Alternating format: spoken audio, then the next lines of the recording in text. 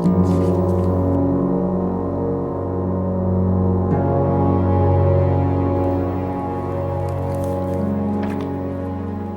मिश्रा जी, क्या हाल चाल? बस सर पे आपका हाथ है सर जी। उस याद को काट रहे हैं आप मिश्रा जी। सीधे 1 लाख का बिल छाप दिया आपने। लेकिन सर जी आपने ही तो कहा था कि मैं बिल में बड़ी रकम लिखूं। और आपने लिख दिया। अरे मिश्रा जी, 1 लाख से क्या होगा? हाँ, उसमें से तो 60,000 आपके खर्चे हैं, बचे 40। अब उसमें से आप क्या लेंगे और मुझे क्या मिलेगा? जेब खर्च। लगता है आपको मुझसे कोई ऑर्डर्स लेने नहीं है फ्यूचर में। अरे ऑफिसर साहब ऐसा मत कहिए, मैं बिल की रकम बढ़ा देता हूँ। मैं 1 लाख से 1.5 लाख कर देता हूँ। नहीं मिश्रा जी, 2 लाख से कम नहीं चलेगा। एक तो ये महंगाई नोच खा रही है, ऊपर से चील की तरह लोकपाल बिल मंडरा रहा है। अब बाल बच्चों के लिए जो भी ऊपर की कमाई छापनी है अभी छाप लो। एक बार ये लोकपाल बिल पास हो गया ना, हम तो फेल हो जाएंगे। ठीक है सर जी, मैं 2 लाख का बिल भेज देता हूँ। हाँ तुरंत भेज दो, भरना तो सरकार नहीं है। करप्शन, भ्रष्टाचार, ये शब्द आज आग की तरह से हर जबान से निकल रहा है। इस शब्द ने आम आदमी को सड़क पर उतारा है, पार्लियामेंट को झकझोड़ा है, पर समाज का एक छोटा सा किंतु शक्तिशाली तबका है जिसके लिए भ्रष्टाचार दिनचर्या है, करप्शन उनकी जीविका है और वो भ्रष्टाचार को बनाए रखने के लिए कमर कसे हुए हैं। ज्यादातर लोगों के लिए करप्शन उस बीमारी का नाम है जो किसी सरकारी दफ्तर में कदम रखते ही उनकी नस नस को खुरेद देती है। काम चाहे छोटा हो या बड़ा हो, यह बीमारी अपनी वसूली करती ही है। यह बीमारी लाइलाज मालूम होती है क्योंकि दवाइयां भी करप्शन से पीड़ित हैं। 2002 झांसी, उत्तर प्रदेश।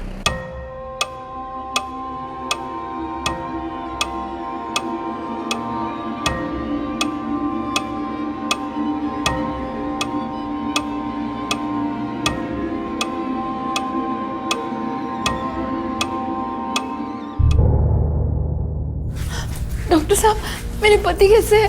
देखिए, इन्फेक्शन काफ़ी फैल चुका है। आपके पति की हालत बहुत क्रिटिकल है। हमारी कोशिश जारी है पर आप लोग ज़्यादा उम्मीद मत रखिए।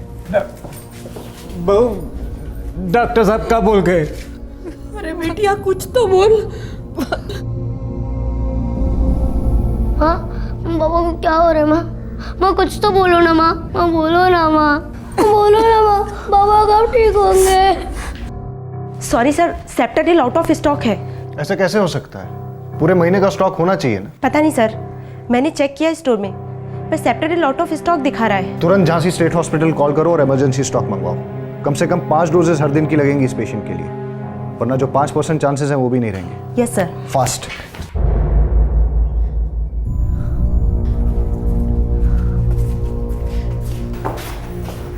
पेशेंट होल्ड नहीं कर पाया। Dead? Yes Samar, infection control ही नहीं हो रहा था।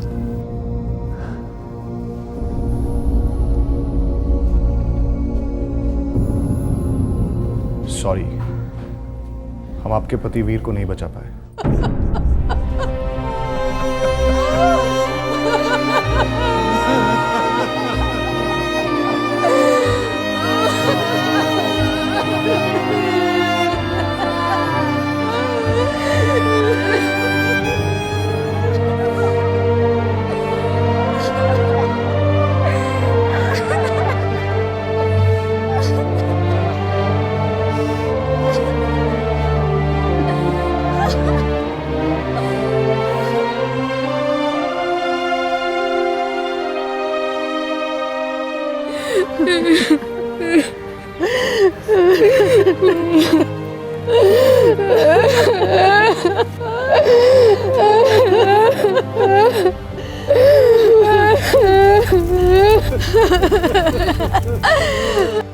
उत्तर प्रदेश के झांसी जिले का एक छोटा सा गांव, जहां एक 35 साल के आदमी को इन्फेक्शन होता है और वो मर जाता है। इन्फेक्शन लाइलाज नहीं था, लेकिन उस सरकारी ग्रामीण अस्पताल में इलाज के लिए दवाइयां ही नहीं थी और ड्यूटी पर इंचार्ज डॉक्टर इस बात से पूरी तरह से वाकिफ था कि अस्पताल की जो हालत थी वो कतई नहीं होनी चाहिए। सिंह, सेंट्रल हेल्थ ऑफिस के कागजात साफ साफ दिखाते हैं कि हमारे हॉस्पिटल में जो स्टॉक है उससे कई ज्यादा दवाइयां भेजी जा रही हैं। सर आपके हाथ में जो है वो कॉस्ट शीट है, सप्लाई शीट नहीं। सप्लाई शीट ये रही सर, ये रही।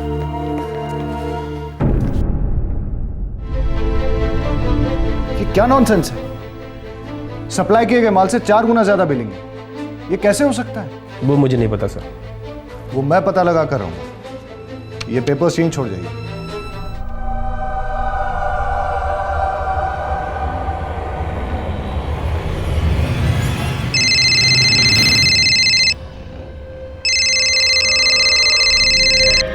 हाँ सिंह बोलो, सब खैरियत? कुमार साहब थोड़ी गड़बड़ हो गई यहाँ पर। कैसी गड़बड़ सिंह? सर वो एक नए सीनियर साहब आए हैं, डॉक्टर समर। उनको बिलिंग और सप्लाई के बीच की गड़बड़ नज़र आ गई है। कैसे नजर आ गई? बात उस साले तक पहुंची कैसे? अजय साहब वो एक पास के गांव का पेशेंट था, दवाइयाँ आउट ऑफ स्टॉक थी तो चल बसा। बस इसी बात को लेकर बखेड़ा खड़ा कर दिया इसने डॉक्टर ने। कितना लेगा? हिसाब समझा दो ना प्यार से। साहब समझदार नहीं लगता, बहुत टेढ़ी बात कर रहा है। अच्छा, साहब सारे कागजात मुझसे ले लिए, आप जल्दी कुछ करो वरना ये और खोदेगा, कहीं हमारी कब्र ना खोद दे। तुम टेंशन मत लो सिंह, मैं भी देखता हूँ किस मिट्टी का बना है डॉक्टर समर।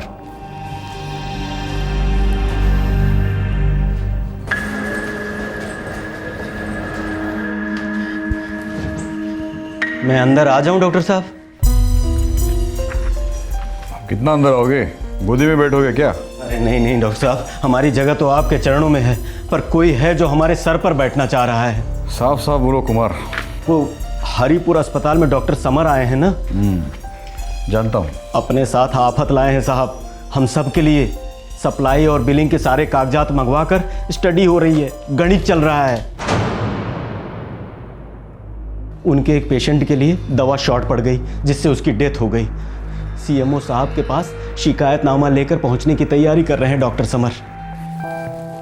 ये समर क्या क्या जानता है और कितना जानता है? अरे मुझे कुछ नहीं मालूम है डॉक्टर साहब, वो तो अपना सिंह है ना, उसने मुझे फटाफट फोन घुमा दिया। ठीक है, इस समर के बच्चे को अब मैं घुमाता हूँ।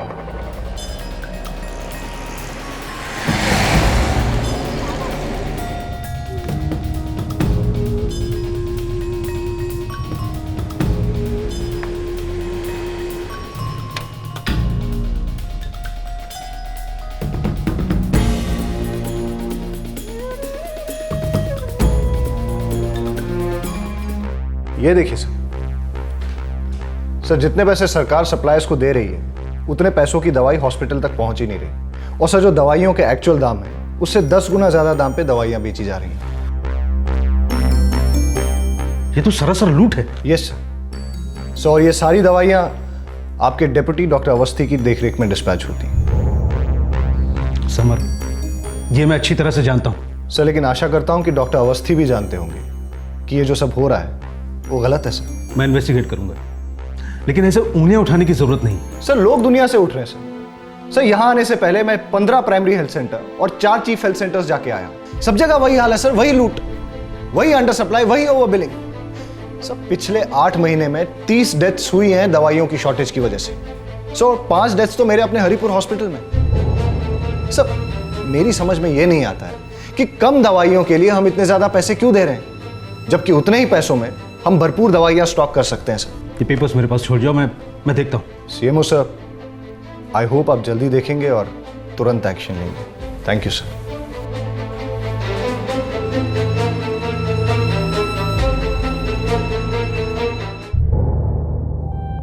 डॉक्टर समर शोर करने पर तुला है। सिन्हा साहब, गरम खून में आदर्शवाद का इन्फेक्शन हो गया है और कुछ नहीं। अभी 6 महीने भी पूरे नहीं हुए उसे हरिपुर हॉस्पिटल में आए हुए। वो सिर्फ हरिपुर में चुपचाप बैठने वालों में से नहीं। देखिए doctor Awasthi, rural medical centres आपके अंडर में हैं। अगर ये लड़का मुझसे ऊपर तक गया तो मैं उसे रोक नहीं पाऊंगा। मैं आपकी बात समझता हूँ सिन्हा साहब, लेकिन 6 सालों से ये सब चल रहा है। कभी किसी को कुछ प्रॉब्लम हुई है क्या? आपकी रिटायरमेंट को अब सिर्फ 1 साल बचा है डॉक्टर अवस्थी, और मैं नहीं चाहता कि आपकी रिटायरमेंट के बाद जो भी ऑफिसर्स यहाँ पे आए उसकी वजह से हमारे अरेंजमेंट की रिटायरमेंट हो जाए। आप चिंता मत करिए।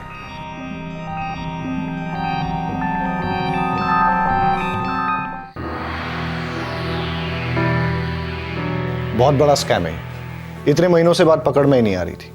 पता है वो पेशेंट जिसकी डेथ हुई ना, मैं उसे बचा सकता था। समर, मुझे ऐसा क्यों लगता है कि तुम अपने पेशेंट्स को लेकर हद से ज्यादा इमोशनल हो रहे हो? हर चीज दिल पर लेते हो तुम। बाकी लोग भी थोड़ा दिल से लेते ना तो इतनी बुरी हालत नहीं होती। क्या करप्शन है मालूम है तुम्हें? ये जो मैंने खोज निकाला है पिछले 8 महीने का स्कैम है, पूरे 3 करोड़ रुपए का। दवाइयों को 10 गुना ज्यादा दाम पे खरीदा जा रहा है और जब जरूरत होती है तो है ही नहीं। और सोचो ये गड़बड़ कितने सालों से चली आ रही है, ऊपर से लेकर नीचे सबको कट जाता है। समर, बात को समझो। ये सीएमओ, डिप्टी सीएमओ बहुत बड़े लोग होते हैं, इनसे झगड़ा मोल लेना कहाँ तक ठीक है? नहीं प्रिया, वो लोग जो कर रहे हैं वो गलत है। सरासर लूट है यार, मर्डर है, मर्डर।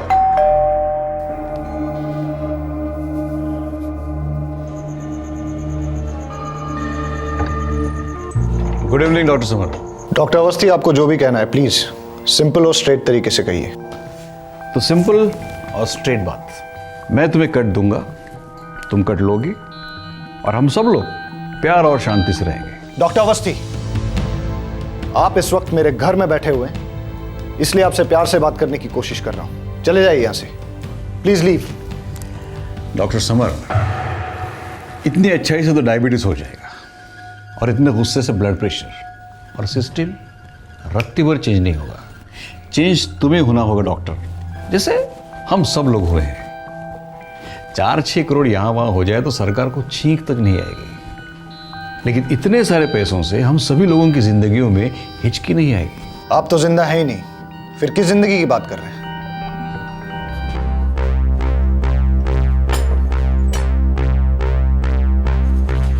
प्रिया, चाहे तो तुम्हारे हाथ के मैं पीकर ही रहूंगा, लेकिन आज नहीं। उस दिन जब तुम अपने गर्म दिमाग पति को एक कप दुनियादारी के पिलाकर उसे ठंडा कर दो।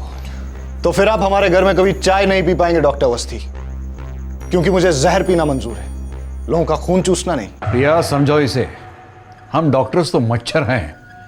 खून के बड़े बड़े घूंट पीने वाले तो दिल्ली और लखनऊ में रहते हैं। ये जिस रास्ते पर चल पड़ा है ना, ये रास्ता कहीं नहीं जाता। पता है क्यों? क्योंकि ऐसा कोई रास्ता है ही नहीं। डॉक्टर हूं, उम्मीद रखना आदत है। इसके बाद भी हो तो तुम हमारी बिरादरी के, तुम्हें साथ लेकर चलेंगे। फोन करो जल्दी।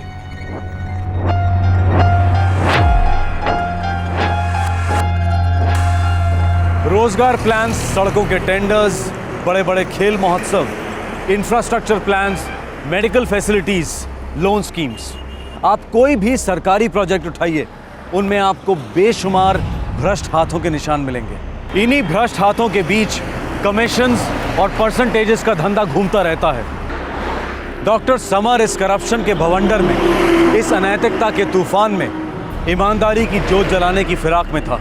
एक अकेला आदमी सत्ता और प्रशासन के ठेकेदारों से कितना और कब तक लड़ पाता?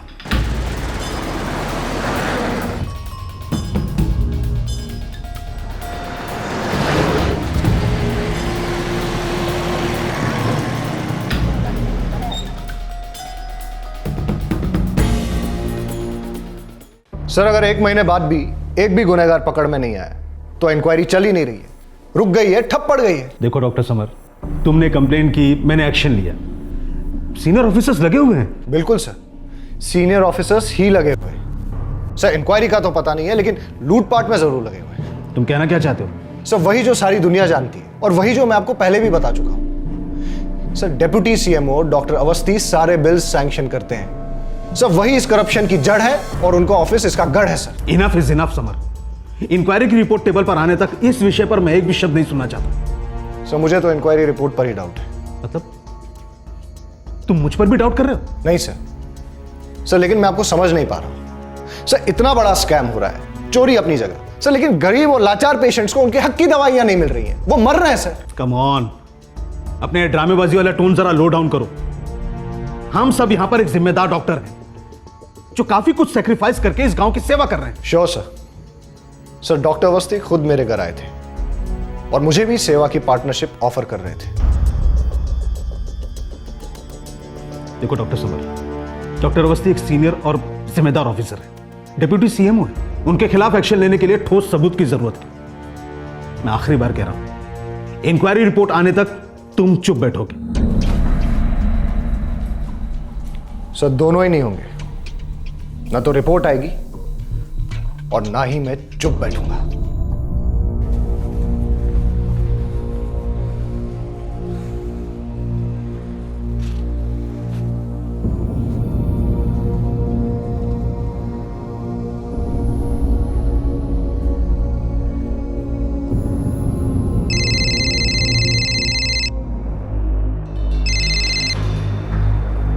हेलो। समर, देखो यार, तुम अगर अपने पैरों पर कुल्हाड़ी मारने का शौक रखते हो तो उसे बेशक पूरा करो, मुझे कोई प्रॉब्लम नहीं है। लेकिन दूसरों के पैर उनके अपने पैर होते हैं यार, उन्हें अपने हाथों से छुओगे तो आशीर्वाद मिल सकता है, और अगर कुल्हाड़ी मारोगे तो बुरा होगा, बहुत बुरा होगा। I hope you understand what I mean.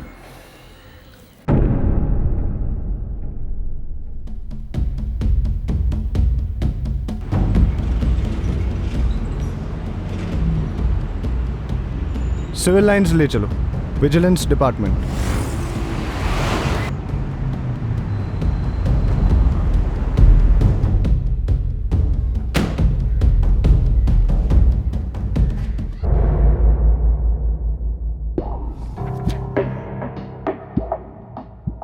ये रूरल हेल्थ सेंटर्स के सारे purchases deputy CMO doctor Awasthi handle करते हैं? जी सर। डिप्टी सीएमओ बहुत बड़ी पोजीशन है डॉक्टर समर। सर इतनी बड़ी कि आप भी कोई एक्शन नहीं लेने की सोच रहे हैं? Am I right? रॉन्ग। देखिए, एक तो मेरे बारे में सोचना बंद कर दीजिए, और दूसरी बात, क्या आप में आखिर तक खड़े रहने की ताकत है कि घुटने कांपेंगे आपके? मतलब इतने बड़े लेवल का करप्शन एक्सपोज करने के लिए गुर्दा लगता है, काफ़ी गहराई तक खोदना पड़ता है, कई सारी दुश्मनियां मोल लेनी पड़ती है डॉक्टर समर। सर मैं बस इतना जानता हूं कि ये पैसों की हेराफेरी और जानों की सौदेबाजी दोनों रुकनी चाहिए।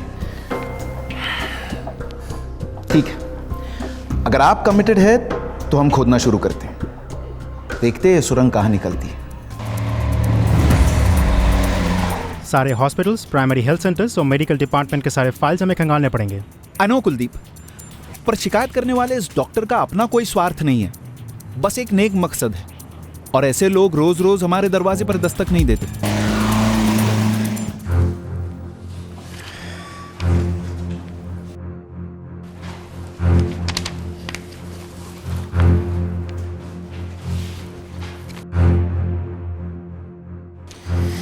वसीम, कुलदीप, सारे पेपर्स उठा लो, कुछ भी छूटना नहीं चाहिए। सर ये हमारे ज़रूरी रिकॉर्ड्स हैं सर। और आप सबके ट्रैक रिकॉर्ड को समझना हमारे लिए बेहद ज़रूरी है।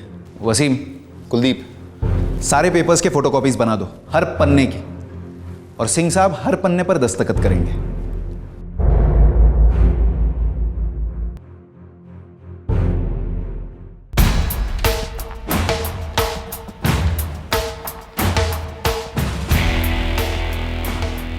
ये सारे आपके सिग्नेचर हैं यहाँ पर।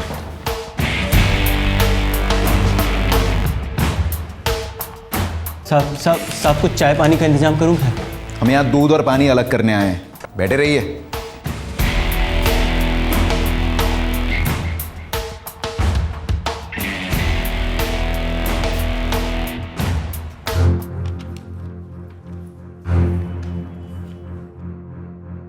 सर सालों से ओवर बिलिंग चल रही है।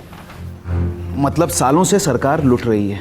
ये जाली बिल्स भरने के लिए जनता के टैक्स का पैसा जा रहा है। सर सिर्फ पिछले एक साल में कम से कम 4 से 5 करोड़ की बोगस बिलिंग दिखाई दे रही है। और एक्चुअल दवाइयों की सप्लाई ज़्यादा से ज़्यादा 40 लाख रुपए की हुई होगी। सीधा गणित मालूम होता है, 1 का 10। 1 रुपए की दवाई सप्लाई करो और 10 रुपए ले जाओ। ये 10 रुपए किन किन हाथों में कैसे कैसे बढ़ रहे हैं ये देखना बाकी है। सर सारे सैंक्शंस और approval deputy CMO doctor Awasthi के ऑफिस से किए जाते हैं, और ये सारे सैंक्शंस और अप्रूवल्स हम कोर्ट में पेश करेंगे। फिर तो सर सारे बड़े बड़े नाम उछलेंगे। तो उछलने दो कुलदीप, एंड आई थिंक उछलने चाहिए, वरना कुछ ही समय में आम आदमी उछलेगा, वो भी अदालत के बाहर, फिर किसी की खैर नहीं।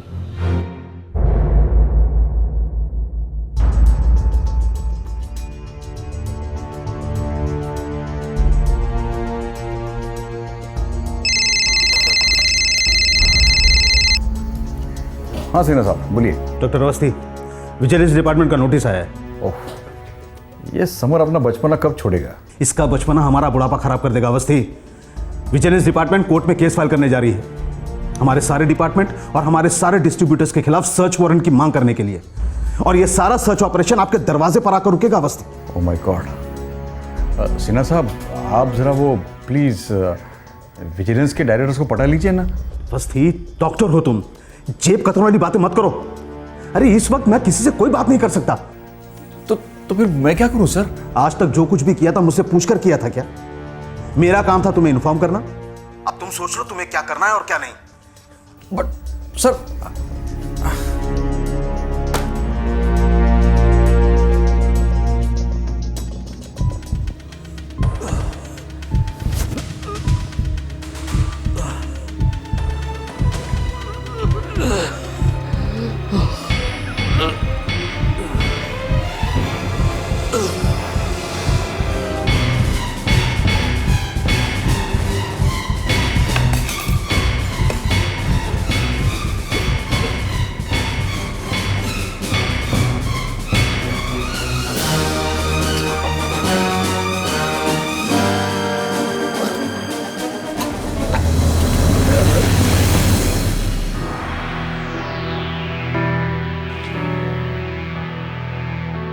प्रिया, ये देखो प्रिया, अभी इस देश की सिचुएशन इतनी होपलेस नहीं हुई है।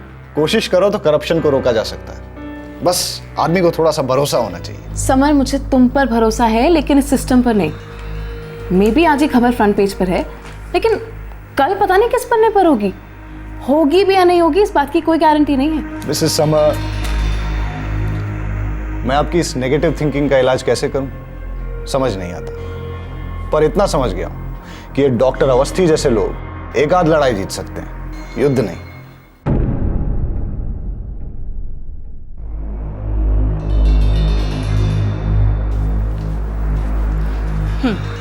ये सारी बकवास लिखने के लिए तनख्वाह मिलती है क्या इन अखबार वालों को? हाँ, इनका तो काम ही है ये, हमारे बारे में उल्टा सीधा छाप देना।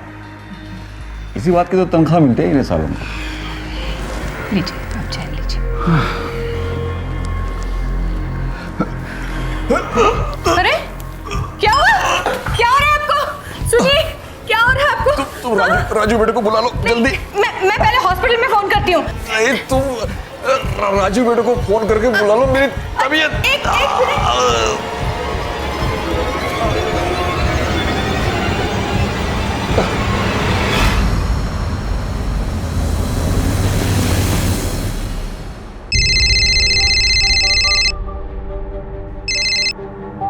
हेलो।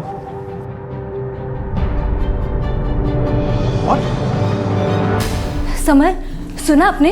क्या दिव्या? हमारे डॉक्टर अवस्थी। क्या हुआ उन्हें? He is dead. क्या? हाँ, अभी खबर मिली कि उन्हें स्ट्रोक हुआ और वो चल बसे।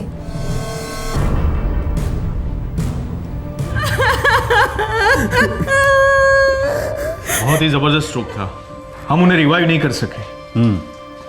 बहुत प्रेशर था उन पर।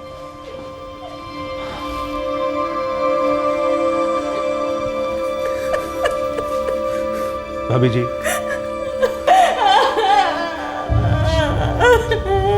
देखिए, डॉक्टर अवस्थी मेरे एस्टीम कलीग थे। बहुत साल हम लोगों ने एक साथ काम किया। मेरे डैड बहुत अच्छे डॉक्टर थे सर। हाँ, ये हम सब जानते हैं।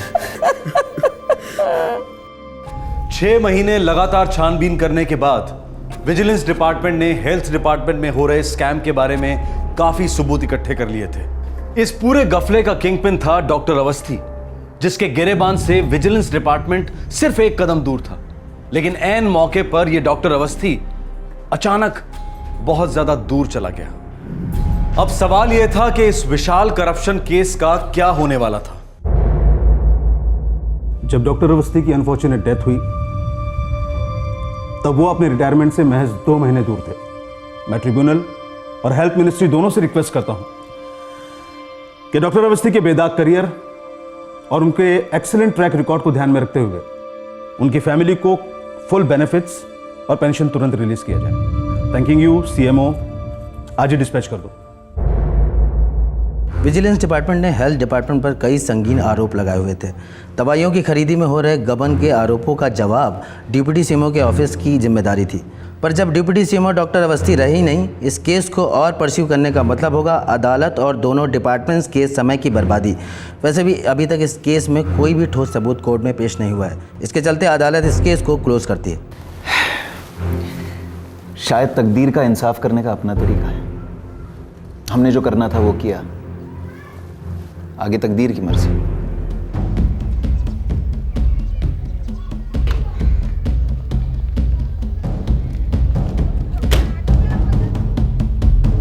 देव साहब, डॉक्टर अवस्थी की डेथ हुई है, करप्शन की नहीं।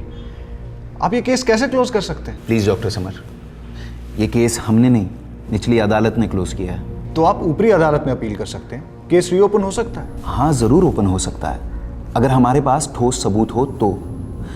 डॉक्टर अवस्थी से अगर पूछताछ होती तो फिर सबूतों का खजाना हमारे हाथ लगता, पर लेकिन आपके पास वो जाली बिल्स तो है ना? हाँ है, पर वो काफ़ी नहीं है।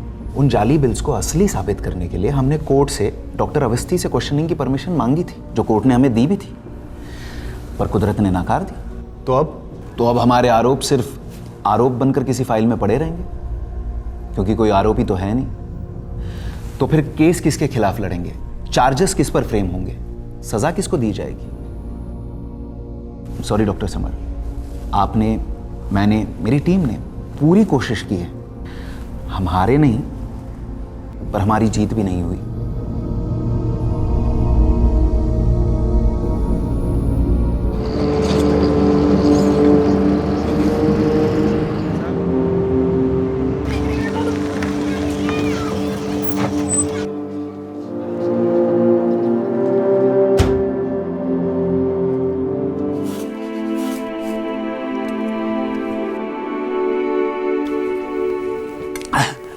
अरे डॉक्टर साहब आप आइए आइए आइए बैठिए यहाँ पे। अरे बहू बहू। जी बाबूजी। अरे डॉक्टर साहब आए हुए हैं। अरे डॉक्टर साहब नमस्ते। नमस्ते आशा जी। लड़का कैसा है आपका? जी अच्छा है। स्कूल जाता है वो? हाँ जाता है ना, गांव के स्कूल में भर्ती है। मैं आपके लिए चाय रखती हूँ। नहीं नहीं, मैं तो बस यहाँ से गुजर रहा था तो सोचा मिलता चलो।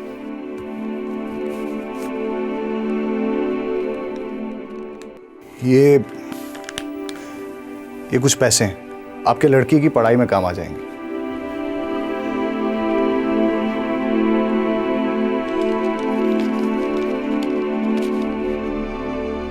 ये क्यों डॉक्टर साहब, ऐसा हमने आपके लिए क्या किया जो आप हमें पैसे दे रहे हैं? वो मैं आपके लिए कुछ कर नहीं पाया, आपके लड़के को नहीं बचा सका, आपके पति को। बस बहुत खटकता है मुझे। ऊपर वाले को खटका नहीं है तो डॉक्टर साहब आप अपना कलेजा क्यों भारी कर रहे हैं? समझता हूँ, लेकिन प्लीज रख लीजिए इसे, चलता हूँ।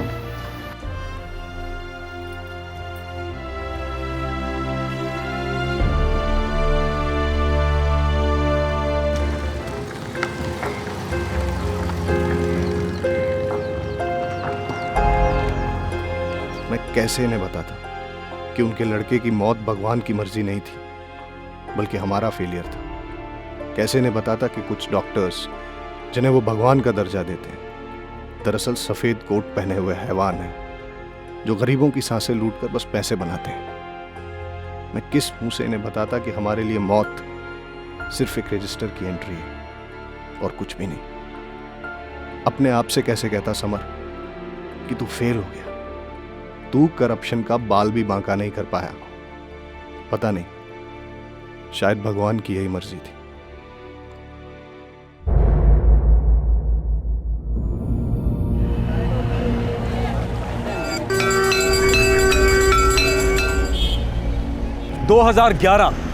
डॉक्टर अवस्थी को गुजरे हुए 9 साल बीत गए थे।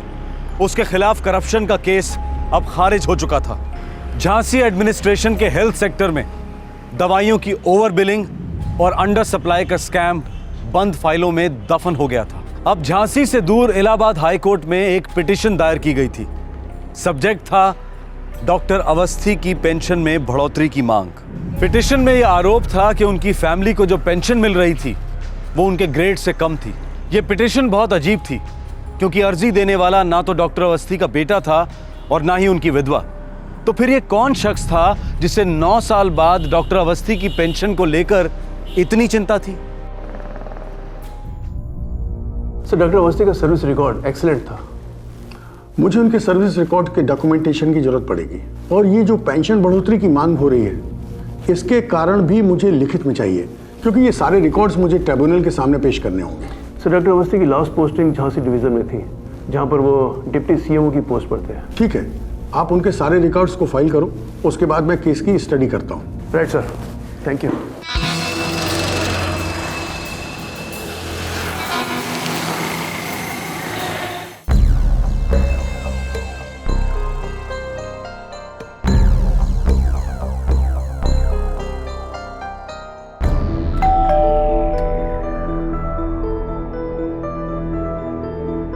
प्रणाम भाभी जी। अरे गुप्ता जी नमस्ते, आइए आइए। अब यूँ समझ लीजिए कि पेंशन में बढ़ोतरी हो ही गई। 6 साल लग गए, मैंने कहा था ना मैं करवा कर रहूंगा। धन्यवाद गुप्ता जी, बैठिए। हाँ, लेकिन अब कोर्ट में मुझे आने की जरूरत नहीं है ना।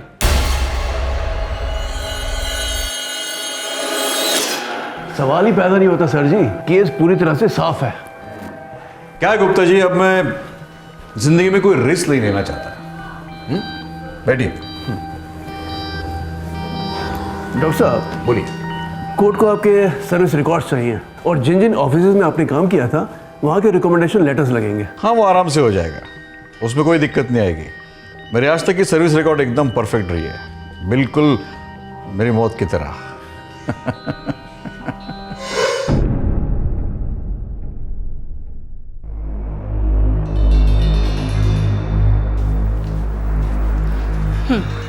ये सारी बकवास लिखने के लिए तनख्वाह मिलती है क्या इन अखबार वालों को? हाँ, इनका तो काम ही है ये, हमारे बारे में उल्टा सीधा छाप देना। इसी बात की तो तनख्वाह मिलती है इन्हें सालों में। लीजिए, आप चाय लीजिए। अरे क्या हुआ? क्या हो रहा है आपको? सुनिए, क्या हो रहा है आपको? तुम राजू बेटे को बुला लो जल्दी। मैं पहले हॉस्पिटल में फोन करती हूँ। तुम राजू बेटे को फोन करके बुला लो, मेरी तबीयत। एक मिनट।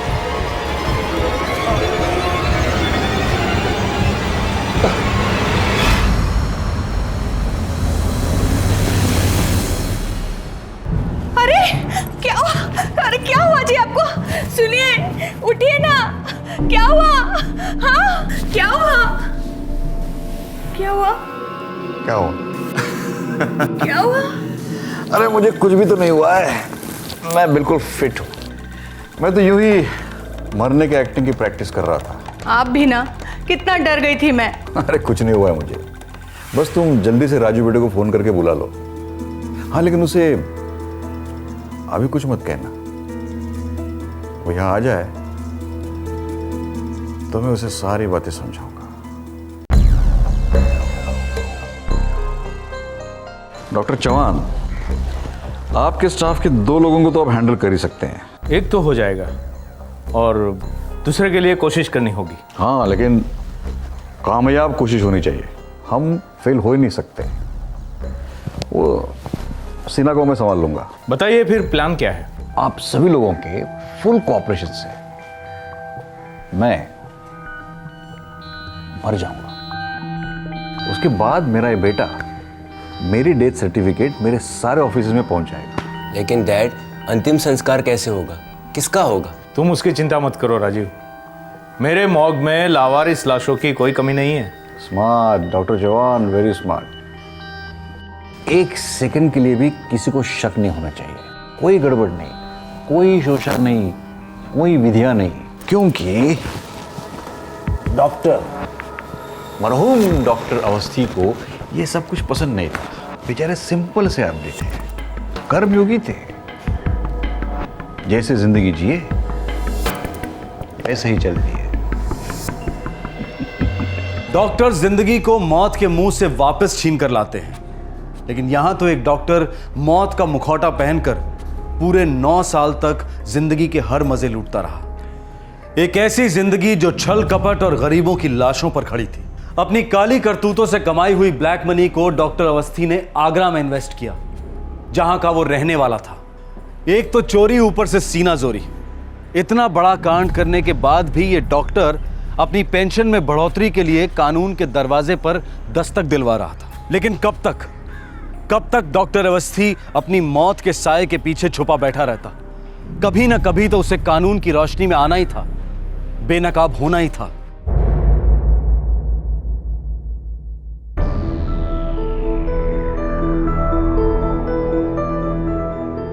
हेडक्वार्टर से आए हैं, इलाहाबाद हाईकोर्ट को कुछ रिकॉर्ड्स चाहिए। ठीक है, मैं देख लूंगी।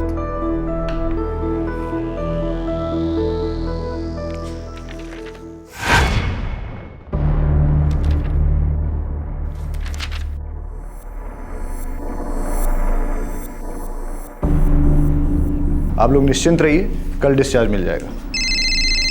Excuse me. बोलो दिव्या। समर, आपको डॉक्टर अवस्थी याद है? याद तो उन लोगों को किया जाता है जिन्हें आप भूलते हो। इलाहाबाद हाई कोर्ट से उनकी सर्विस रिकॉर्ड की इंक्वायरी आई हुई है, मेरे टेबल पर ही पड़ी है। किस चीज़ की इंक्वायरी है? उनके पेंशन में बढ़ोतरी की पिटीशन दाखिल हुई है इलाहाबाद हाई कोर्ट में। उनकी फैमिली ने फाइल की हुई शायद। नहीं समर, पिटीशन पर सिग्नेचर ना मिसेस अवस्थी के है और ना डॉक्टर अवस्थी के बेटे के है। तो फिर पिटीशन खुद डॉक्टर अवस्थी ने साइन किए हैं। नॉट पॉसिबल दिव्या, ऐसा कैसे हो सकता है? डॉक्टर अवस्थी को गुजरे हुए 9 साल हो गए। वही तो समर, इस पिटीशन पर सिर्फ उनकी सिग्नेचर्स ही नहीं बल्कि उनकी दी हुई एफिडेविट भी है जिसमें पिछले महीने की तारीख है।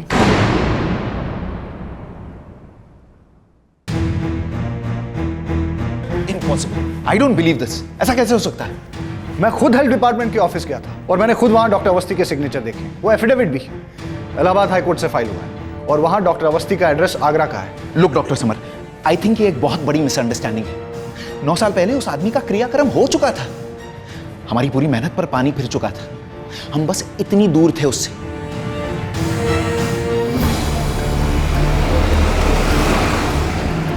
लोकल पुलिस स्टेशन को इन्फॉर्म कर दो, शायद उनकी जरूरत पड़े। Sure sir.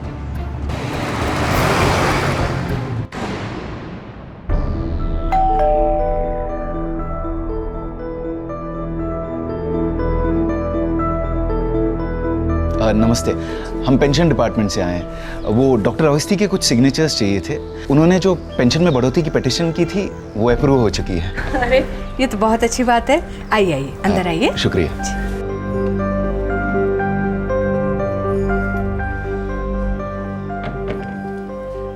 आप लोग 2 मिनट बैठिए, मैं उन्हें अभी बुला के लाती हूँ। जी।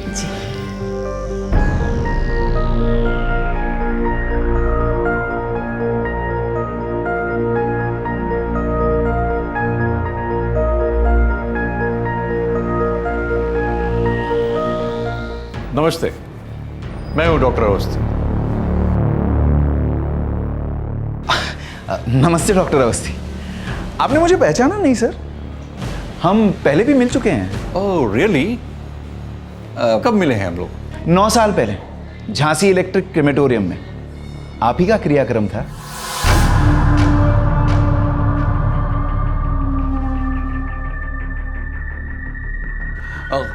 कौन आप लोग? कौन है? Vigilance department Jhansi. क्या हो रहा है? सुनिए, कुछ बोलिए, क्या हो रहा है? सुनिए, सुनिए। अरे अरे आप लोग देख क्या रहे? कुछ कीजिए ना प्लीज। अरे क्या कर रहे हैं? रहने दीजिए डॉक्टर अवस्थी, आप पहले भी एक बार मौत की तौहीन कर चुके हैं। अब मांगोगे तो भी मौत आपके दिल को नहीं छुएगी। पर हाँ, उम्र कैद बाहें खोलकर आपका इंतजार कर रही है। ले चलिए इन्हें। क्या कर रहे हैं? सुनिए, अरे कहाँ ले जा रहे हैं इन्हें? कुछ नहीं किया इन्होंने, कुछ नहीं किया इन्होंने।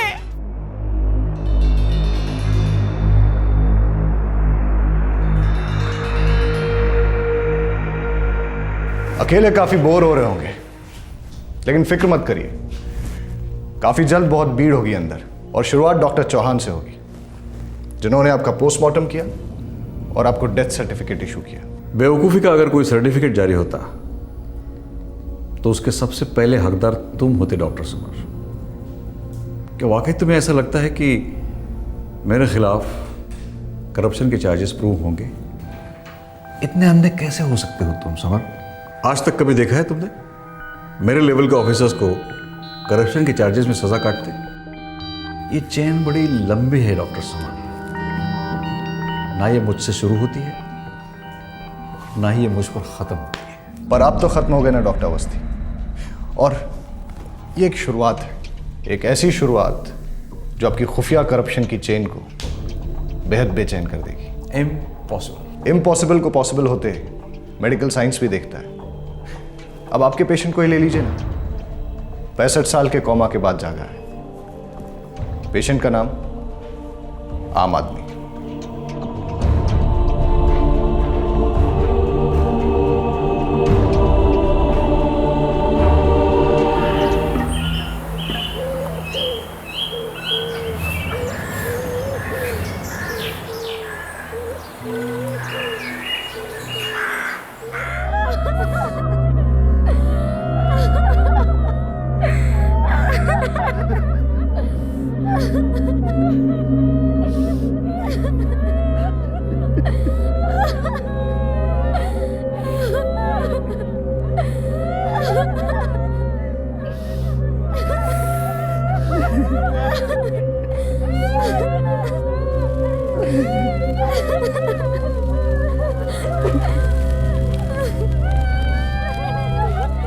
इस गांव में सबका खून एक है और वो है राजपूतों का खून। राजपूतों के लिए अपनी लुगाई को छोड़ करके हर राजपूतानी माँ बहन या बेटी है। भाई एक ही वंश है, एक ही गोत्र है और एक ही परिवार है। इस मामले में तो हम किसी की नहीं सुनते, सरकार की भी नहीं। जो भी गलत संबंध जोड़ेगा, महापाप करेगा, वो तो भोगेगा। हम वो सबक सिखा देना चाहते हैं कि नई पीढ़ी जाने पहचाने कि हमारी संस्कृति क्या है और हमारी परंपरा क्या है, हमारा गांव क्या है, हमारी सभ्यता क्या है।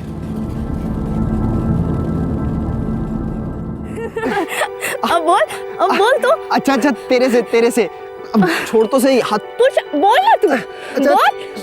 हाथ तो छोड़, तोड़ेगी क्या?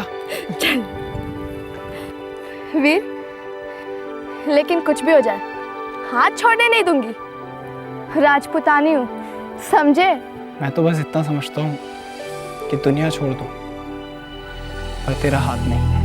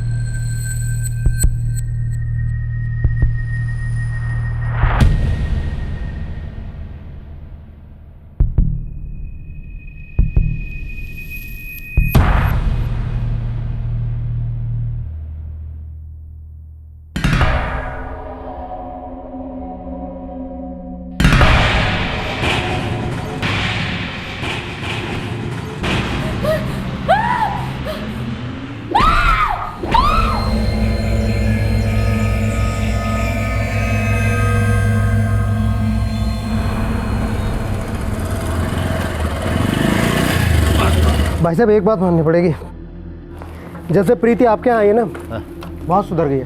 भुला दिया उसने सुवीर के बच्चे को। अरे इस बात का तो तू जिक्र मत कर। प्रीति अब मेरी बेटी है, हाथ भी मैं ही पीले करूंगा उसके। बड़प्पन है भाई साहब आपका। मुझे प्रीति पे पूरा भरोसा है, ना तो कभी वो नाक कटने देगी और ना कभी गर्दन झुकने। आओ बैठो जी, मैं भी आया। गायत्री, ओ गायत्री जरा पानी वानी लाना। गायत्री, प्रीति, गायत्री, प्रीति। अरे क्या हुआ भाई साहब? प्रीति भी नहीं दिख रही है। ऊपर तो नहीं है? हाँ?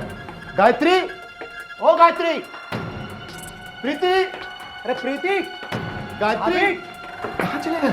ऊपर ही गायत्री, गायत्री, भाभी, गायत्री, ए गायत्री, उठ गायत्री, उठ।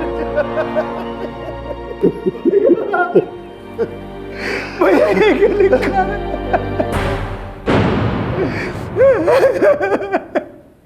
संस्कृति कहिए, तहजीब कहिए या फिर कल्चर, ये एक बारीक धागा है जो लोगों को आपस में बांधकर एक कौम बनाता है। और जब ये धागा बहुत ज्यादा कस जाता है तब कुछ ना कुछ टूटता जरूर है। कभी इंसानी रिश्ते टूटते हैं तो कभी इंसान का जिस्म, और निकल उठते हैं खून के फव्वारे। अधेड़ उम्र की गायत्री राजपूत की भयंकर रूप से हत्या की गई थी। उसी के खून को स्याही बनाकर हत्यारे ने गायत्री के पति भवन को ललकारा था, हो सके तो अपने बेटे जीत को बचा लो। ये लाल ललकार दरअसल एक दस्तक थी कि परंपरा के फंदे ने कहीं किसी के जज्बातों को घोट रखा था।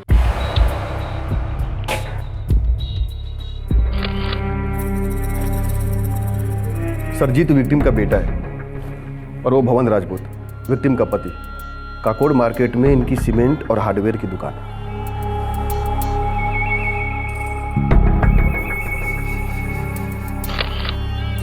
देखिए, जबरदस्ती घर में घुसाने के कोई निशान तो नजर नहीं आ रहे। एक बात बताइए, जब आप घर पर आए थे तो ये बाहर का दरवाजा खुला हुआ था? जी साहब, कल रात में और भुवन भाई साहब खानपुर में मेरे घर पर रुक गए थे।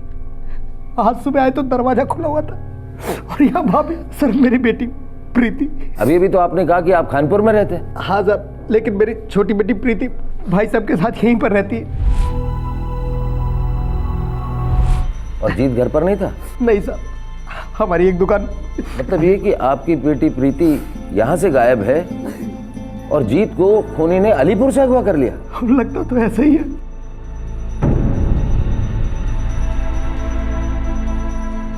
ठीक है, आप जीत का फोन नंबर और अलीपुर का पता लिखवा दीजिए। पर उसका नंबर सुबह से लग नहीं रहा है।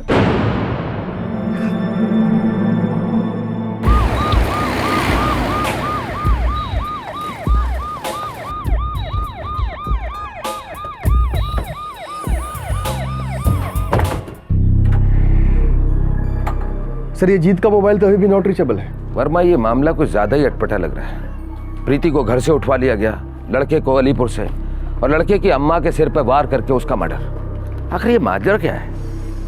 सर, आप जीत राजपूत को जानती हैं? ये रहा उसका घर। जीत को देखा आज? आज करीब सुबह 7 बजे वो काकुड़ के लिए निकले थे।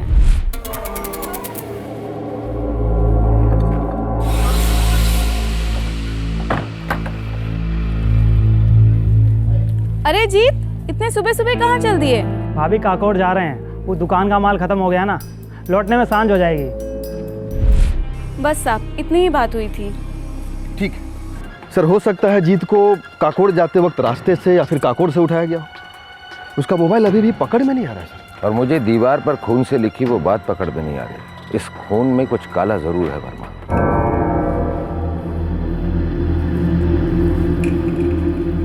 हेमरेज, सर पर एक नहीं कई सारे वार हुए हैं। आई थिंक डॉक्टर, लोहे के सरिये का इस्तेमाल किया गया होगा। एक वार सर के पीछे से हुआ, फिर सामने से कम 2 वार हुए हैं। पहला वार पीछे से किया गया होगा, उसके बाद वो मुड़ी होगी, और फिर कातिल ने सामने से अटैक किया होगा। गायत्री जी के अलावा घर पर सिर्फ इनकी भतीजी प्रीति थी। और कातिल कुछ तोड़ वोड़ कर नहीं, बल्कि सीधा दरवाजे से दाखिल हुए।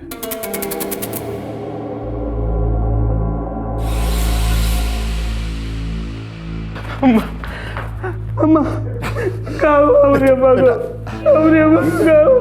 हमारा बेटा जीत। क्या? हाँ, अभी 15 मिनट पहले आया है। इसका मोबाइल खराब हो गया था।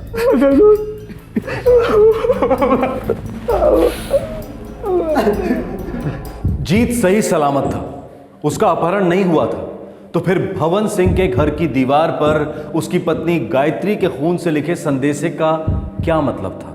क्या यह गुमराह करने की कोशिश थी, या फिर लिखने वाले कातिल को कोई गलतफहमी हुई थी? कई कंफ्यूजिंग सवाल उठ रहे थे, लेकिन सबसे अहम सवाल था प्रीति। कहां थी प्रीति? जीत, तुम पर किसी ने कोई अटैक किया, तुम्हें उठवाने की कोशिश की? नहीं साहब, हम तो पूरा दिन काम पर ही थे। तो वो फिर घर की दीवार के ऊपर क्या लिखा हुआ था? क्या राज हो सकता है उसका?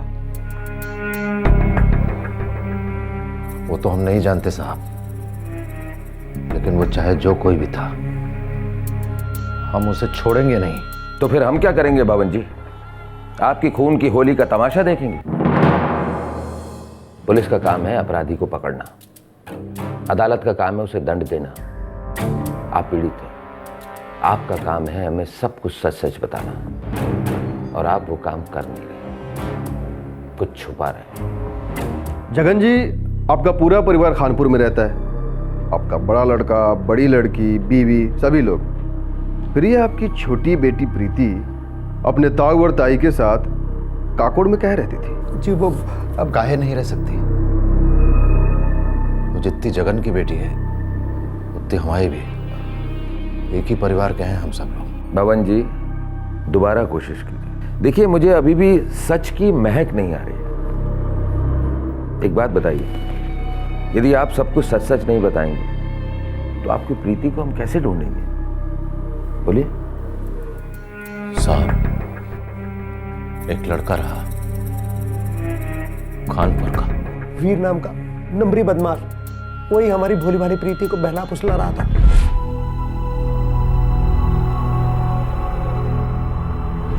इसीलिए हम कहे साहब, प्रीति अब यहीं रहेगी, काकोड़ में हमारे पास। साहब, इस सब के पीछे उस वीर का ही हाथ है। वही हमारी प्रीति को उठा के ले गया।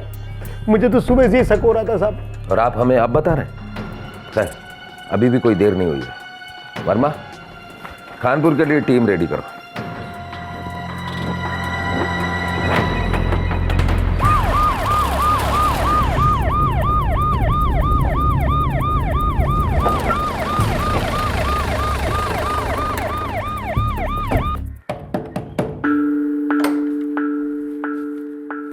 जी, वीर यहाँ रहता है? हमारा बेटा है। क्या बात है साहब? उससे कुछ बात करनी थी। हमारा बेटा काम पर गया है, पलवल में बंजारा ढाबा में कैशियर का काम करता है ना। उसका नंबर दीजिए। हमारे पास नंबर तो नहीं है। देखिए, एक औरत की हत्या हुई है काकोड़ में, और इस गांव की लड़की उस गांव में रहती थी, प्रीति, जिसका कि अपहरण हुआ है। और हमें पूरा शक है कि इस पूरे कांड के अंदर वीर शामिल है। साहब, आपको नहीं, पूरे गांव को वीर पे शक है। सुबह सुबह सारे गांव वाले आए थे साहब। ये देखिए, ये पथराव करके गए साहब, और गाली गलौज करके गए। हमारा बेटा किसी की जान नहीं ले सकता, उल्टा वो लड़की हमारे बेटे की जान के पीछे पड़ी है। मतलब? सब झूठ बोल रहे हैं गांव वाले। और वो जगन है ना, जगन, वो तो महा झूठा है। इल्जाम लगा रहा है हमारे वीर पर। हमारा बेटा तो सच्चा है, अच्छा है एकदम। ठीक है, आपके वीर की अच्छाई और सच्चाई हम खुद जाकर पता करते हैं।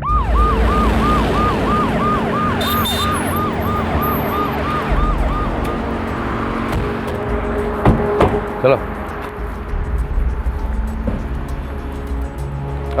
इधर आ। क्या नाम है तेरा? रमेश साहब। कोई वीर नाम का लड़का भी इस ढाबे पे काम करता है? एक कानपुर का वीर काम करता है साहब। कहाँ है वो? आज ड्यूटी पर आया नहीं। क्यों? पता नहीं साहब। कहाँ रहता है वो? यहाँ पास ही में किराए का कमरा है उसका। चल जी साहब। बता कहाँ रहता है। अरे चल ना, मकान दिखा।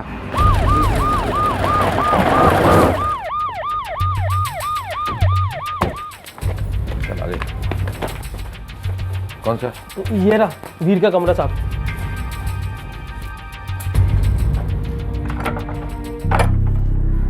ये तो बंद है। ये वीर का है मैडम? साहब काम पे गया होगा, ढाबे पे। वहाँ नहीं है वो। वहाँ नहीं है, फिर कहाँ गया होगा? वर्मा, वीर यहाँ से गायब है और प्रीति काकोड़ से। सर, दोनों रहने वाले खानपुर के, और खबर ये भी है कि दोनों का चक्कर था। तभी प्रीति के घर वालों ने इसे काकोड़ भेजा होगा अपने ताऊ के घर रहने के लिए, ताकि इस वीर का भूत छुड़ा सके। लेकिन वीर है कि इस प्रीति को ले भागा। लेकिन सर, ये प्रीति की ताई का इतनी बेरहमी से कत्ल करने का क्या मतलब हो सकता है? और ऊपर से वो खून से लिखी धमकी। वीर की उम्र अभी 19 साल की है, और एक अकेली औरत का बेरहमी से कत्ल करना और एक जवान लड़की को ले भागना, ये अकेले आदमी का काम नहीं है वर्मा। एक और बात खटक रही है सर, ये लड़की चिल्लाई क्यों नहीं? खामोश क्यों रही? खामोश तो सारा गांव है, और हमें जवाब चाहिए वर्मा। गांव वालों को बोलना तो पड़ेगा वर्मा।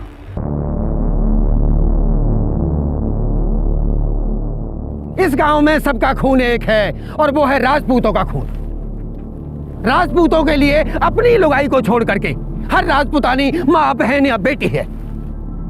भाई एक ही वंश है, एक ही गोत्र है और एक ही परिवार है। इस मामले में तो हम किसी की नहीं सुनते, सरकार की भी नहीं। जो भी गलत संबंध जोड़ेगा, महापाप करेगा, वो तो भोगेगा। साहब, ये वीर बड़ा हीरो किस्म का है और प्रीति पटाखा।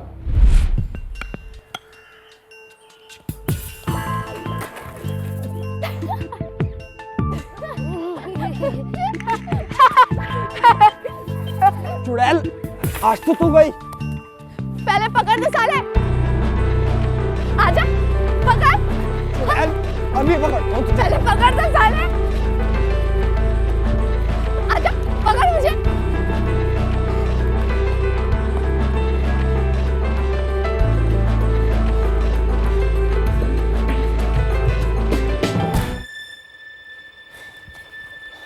अब बता, पहले क्या तोड़ूं? दांत या नाक? सोच ले, तेरा भी कुछ ना कुछ तोड़ दूंगी। अच्छा, समझती क्या अपने आप को?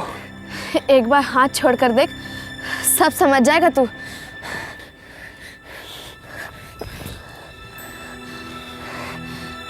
क्या हुआ, डर गया? देख प्रीति के बच्चे, लड़की है, लड़कियों की तरह रहा कर, समझी? ये ठीक थी? लड़कियों जैसी हरकत।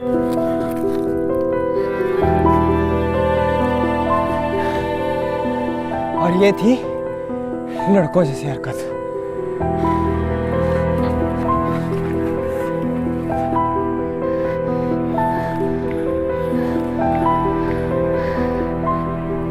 हिसाब बराबर।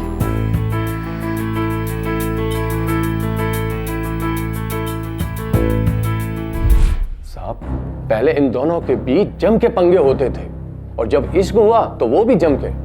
एक बात बताइए, जब दोनों एक ही गांव के थे तो फिर समस्या क्या थी? यही तो सबसे बड़ी समस्या थी साहब, कि एक ही गांव के लौंडा लौंडी के बीच ये सब पाप माना जाता है यहाँ, और इस पाप की नौटंकी सारे गांव वालों ने देखी। साली जंगली बिल्ली। बिल्ली होगी मेरी जूती, शेरनी हूँ मैं, बाकियों जैसी नहीं, अलग हूँ मैं। अलग लोग और अलग रिश्ते गांव वालों को हजम नहीं होंगे। तो मर जाए बदहजमी से, मेरी बला से। अच्छा ये बता, प्यार करता है कि नहीं?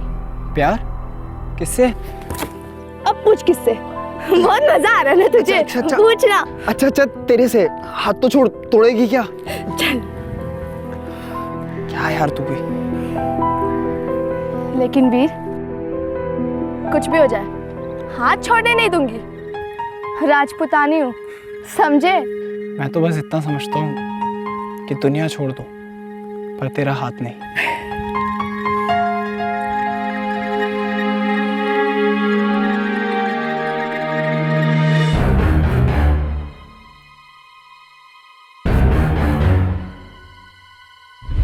बस फिर ऐसा बवाल मच गया सारे गांव में। क्यों?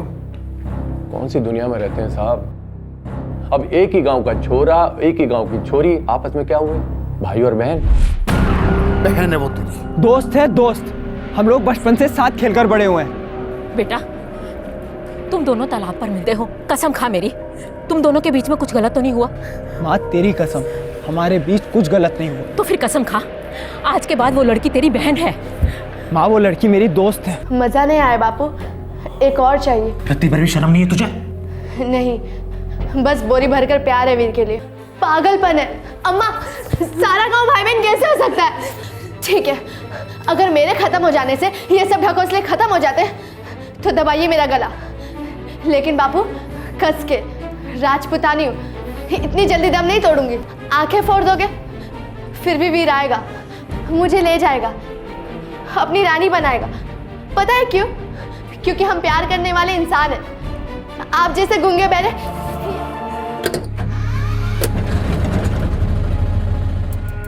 बाबू,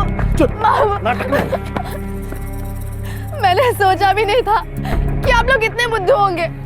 भाई, भाग तो मैं कहीं से भी सकती हूँ ना, समझे इस बात को? चल समझ लिया, अंदर बैठ, अंदर बैठ, अंदर बैठ। तू घर का ध्यान रखियो, मैं छोड़ के आता हूँ इसे।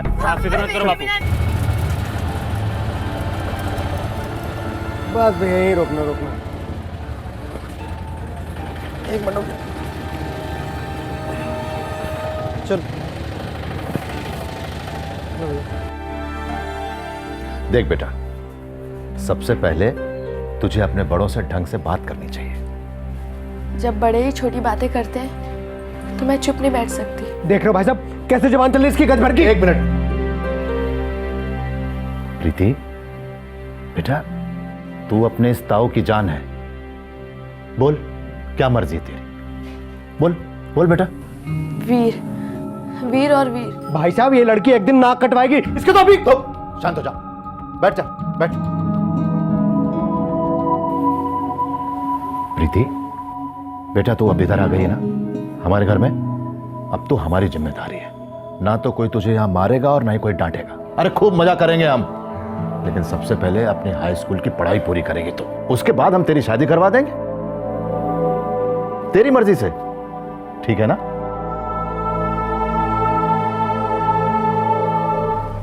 भाई साहब ये क्या कह दिया आपने? क्या कह दिया? अरे सही तो कहा है।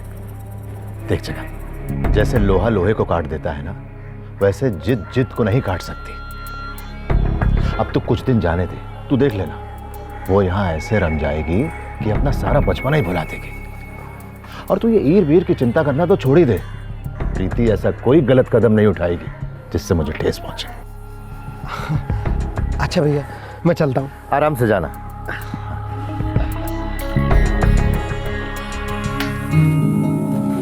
बेटी अब तुम आ गई हो तो ये घर घर सा लगता है। तुम्हें किसी भी चीज की जरूरत हो तो मांगने की जरूरत नहीं बिटिया, खुद ले लेना। ताई जी, मुझे यहाँ रहना बहुत पसंद है। वहाँ खानपुर में तो घर घर नहीं, कैद खाना लगता है। जब देखो बापू के ताने, गाली गलौज, मारपीट। अरे बिटिया, वो तुमको प्यार भी तो करते हैं और दिन रात तुम्हारी भलाई के बारे में सोचते हैं। सारे गांव को भाई बहन बनाने पे तुले, मेरी भलाई तो होने से रही।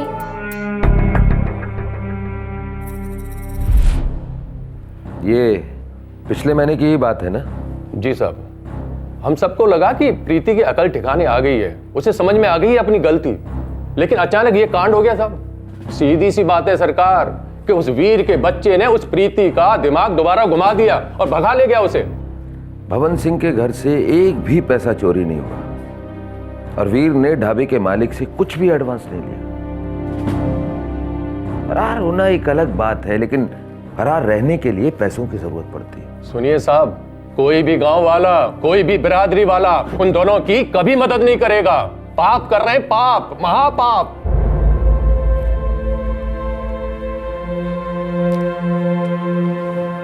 भाई साहब, मुझसे बहुत बड़ी गलती हो गई। मुझे प्रीति को यहाँ लाना ही नहीं चाहिए था। नहीं रे जगन, गलती तो हम सबसे हुई है जो हम अपनी ही बिरादरी में पल रहे सांप को पहचान नहीं पाए। एक बार हाथ तो आने दो बापू, हम कुत्ते वीर के टुकड़े टुकड़े कर देंगे। अरे उसे कुचल के बहुत पहले दफना देना चाहिए था। ये तो मुझसे ही गलती हो गई। वीर के घर वालों का हुक्का पानी बंद करवा देंगे। नहीं, एक बात याद रखना, जो कुछ भी करना है प्रीति बिटिया के घर वापस आने के बाद उसे कोई नुकसान नहीं पहुंचना चाहिए। वीर और प्रीति एक ऐसा जोड़ा था जिसे सारा गांव और सदियों की चली आ रही धारणा एक नहीं होने दे रही थी। पुलिस का मानना था कि अपने मिलन को अंजाम देने के लिए शायद इस जोड़े ने जुर्म का सहारा लिया हो, लेकिन इतने भयंकर हत्याकांड के बाद ये युवा जोड़ा भाग भाग कर आखिर कहां तक भाग पाता और कब तक?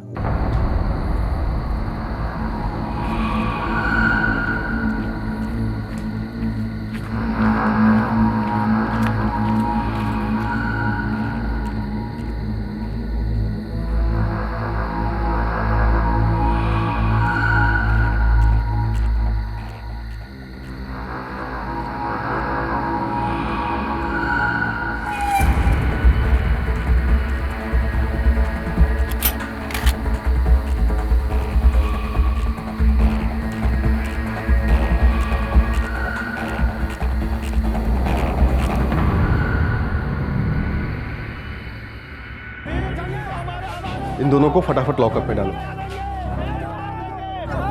आप उन्हें बाहर निकालिए, उन्हें बाहर निकालो साहब।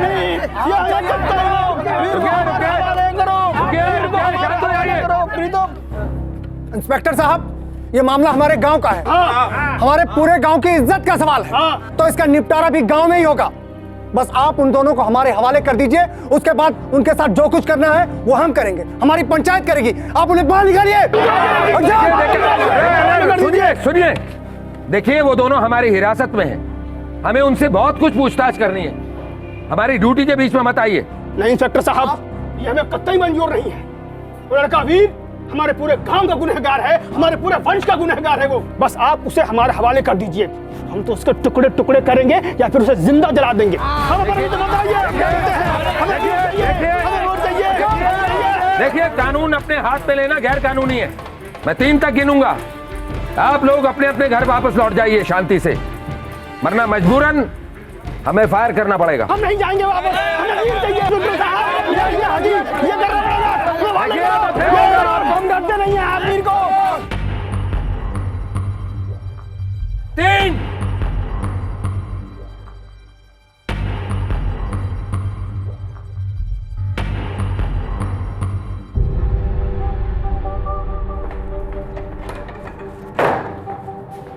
चलो चलो।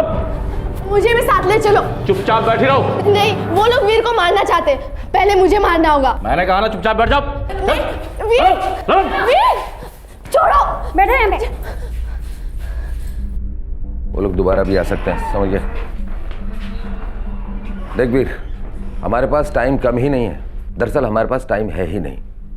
किसी वक्त वो गांव वाले अंदर घुसकर तेरी हड्डियों का कचूमर बना देंगे। राम कसम साहब, मैं झूठ नहीं बोल रहा। मैंने किसी को नहीं मारा, मुझे फंसाया जा रहा है। जी मुझे तो इतना तक नहीं पता कि मरा कौन है। अगर तूने गायत्री देवी को नहीं मारा तो प्रीति तेरे साथ कैसे हुई बे? तूने गायत्री देवी का सर फोड़ डाला, उसके बाद तुम दोनों काकोड़ से फरार हुए। मैं काकोड़ गया ही नहीं। दरअसल प्रीति ही कल सुबह मेरे ढाबे पे आई थी।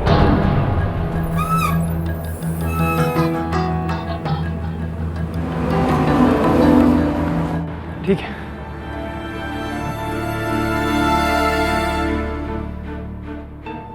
प्रीति, तू यहाँ कैसे चली आई? तू तो आया नहीं अपनी शेरनी को लेने, सो मैं खुद चली आई। तेरे कहने का मतलब ये कि प्रीति खुद अपनी ताई के घर से भागकर तुझसे मिलने ढाबे पर आई, और उसने तुझे इस बारे में कुछ भी नहीं बताया कि उसकी ताई मर चुकी है? नहीं साहब, इसके बारे में मुझे कुछ नहीं पता था। वर्मा, लड़का चालाकी करने की कोशिश कर रहा है और सोच रहा है कि हम इसे गांव वालों के हवाले नहीं करेंगे। हमें घुमाने की कोशिश कर रहा है। नहीं साहब नहीं, मैं बिल्कुल झूठ नहीं बोल रहा हूँ। बोलना भी मत। अब वो लड़की बोलेगी और हम बोलेंगे। Verma, yes sir. उस लड़की को बुलवा।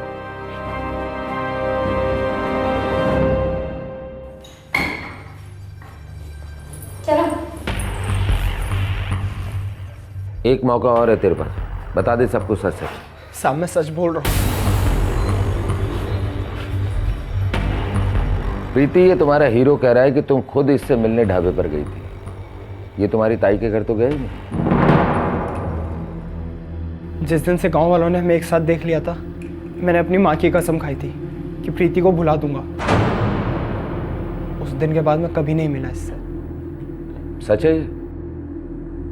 साहब मैं तो अपने काम में लगा हुआ था।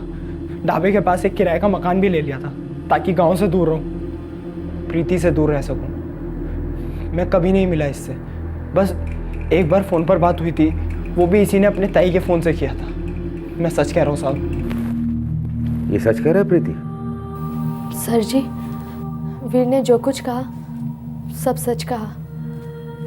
मैं ही गई थी कल सुबह ढाबे पर अपनी मर्जी से। तो फिर तुम्हारी ताई को किसने मारा? मैंने मारा अपनी मर्जी से।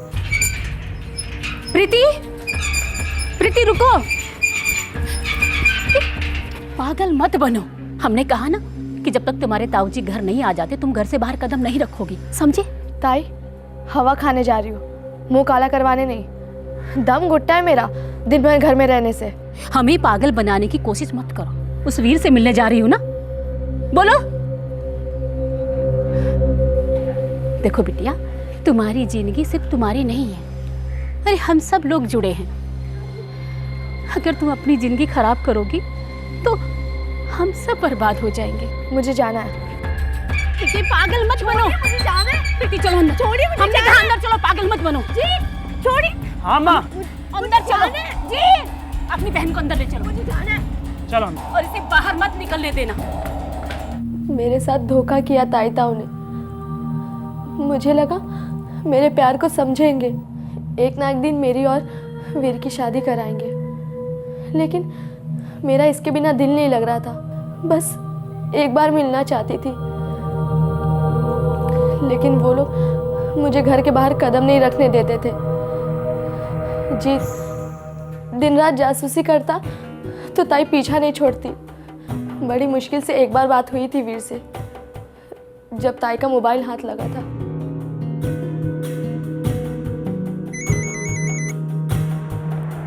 हेलो, तेरी शेरनी बोल रही साले।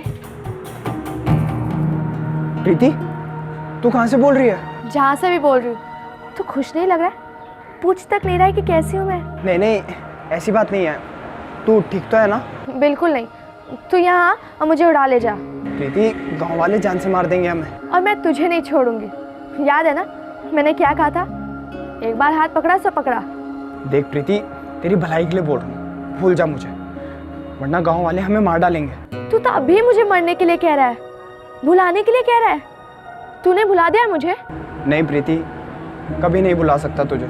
सीधे काकोड़ आजा, मैं यहाँ मेरे ताऊ के पिंजरे में कह दूँ। खोल पिंजरा, ले चल मुझे, कहीं दूर भाग चलेंगे।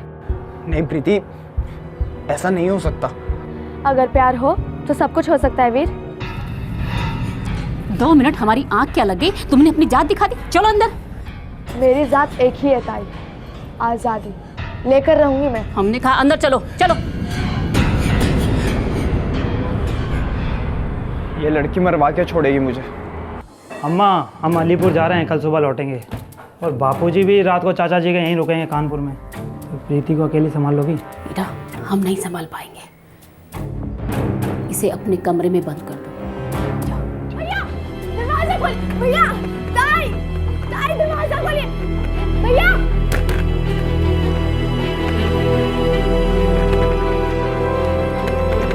खोलिए दरवाजा।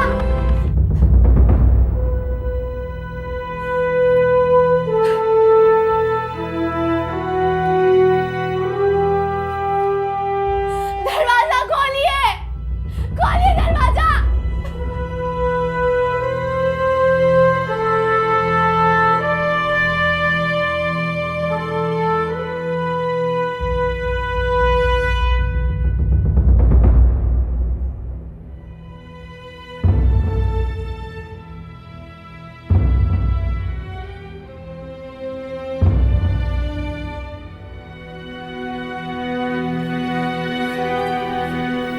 बिटिया, लो बिटिया, खाना खा लो।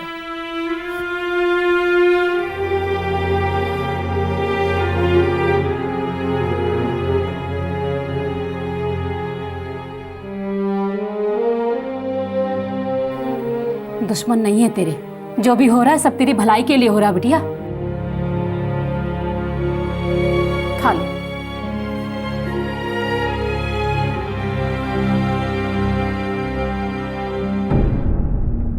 मैं इससे बहुत प्यार करती हूँ सर जी, इसके लिए कुछ भी कर सकती हूँ, कुछ भी।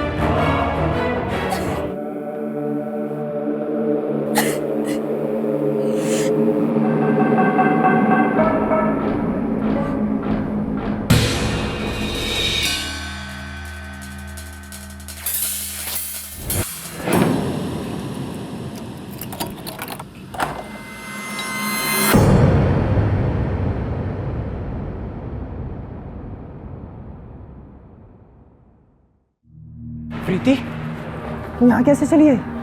तू तो आया नहीं अपनी शेरनी को लेने, सो मैं खुद चली आई। कैसे? मतलब तेरे ताऊ ताई जीत, उन्होंने तुझे रोका नहीं? सबने रोकने की कोशिश की, पर फिर भी मैं भाग के चली आई। भाग आई? तू कुछ भी करती है प्रीति। अब बता, ऐसे कैसे भाग आई? हाँ, मैं भाग आई वीर, सिर्फ तुम्हारे लिए। हम कहीं भाग चलते हैं यहाँ से बहुत दूर। मैं क्या करता साहब, मुझे नहीं पता था कि अपनी ताई को मार के आ गई, और मेरे पास कोई चारा भी नहीं था इसको छुपाने के अलावा। क्या तुम्हें सचमुच नहीं पता था कि इसने अपनी ताई को मार डाला? बिल्कुल नहीं साहब, मुझे इसके बारे में कुछ नहीं पता था। हाँ मानता हूँ मैं बहक गया था, मैंने इसका हाथ पकड़ा, थोड़ा वक्त साथ गुजारा, पर मैं इससे हमेशा कहता था हमारा कुछ नहीं हो सकता। जात एक, गांव एक, गोत्र भी एक, फिर भी इसने सपने देखे साहब, और अब देखिए ना कहाँ लाके खड़ा कर दिया। खुद भी लुट गई और मैं भी फंस गया साहब।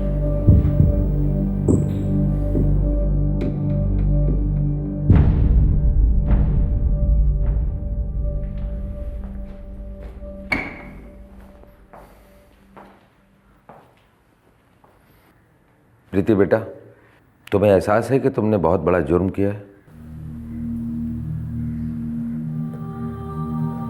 उन लोगों को मेरे जज्बातों का एहसास क्यों नहीं था सर जी? मेरे माँ बाप, ताऊ ताई, भाई सब मुझे मुजरिम समझते थे। मैंने किया ही क्या था? सिर्फ वीर से प्यार, बस। देखो बेटी, अभी तुम सिर्फ 16 साल की। 1 मिनट के लिए हम इस जात पात को अलग कर देते। अब सवाल यह है कि जिसे तुम प्यार समझ रही हो ना, वो प्यार ना होकर जिस्मानी आकर्षण है, चंद दिनों का एहसास बस। नहीं, प्यार था, प्यार है। नहीं है बेटी, नहीं था। वो प्यार ही क्या जो किसी की जान लेने पर उतारू हो जाता। अगर तुम्हारी जगह पर वीर होता ना, तो वो कभी नहीं करता, क्योंकि वो तुम्हें भुला चुका है। वो अब भी मुझे प्यार करता है, लेकिन कहता क्यों नहीं है? तुम्हारे घर वालों की सोच गलत थी, लेकिन उनके प्यार में कोई खोट नहीं थी। वो तुम्हारी ताई तुमसे बहुत प्यार करती थी, बस वीर की दीवानगी में तुम उनके प्यार को पहचान ही नहीं पाई।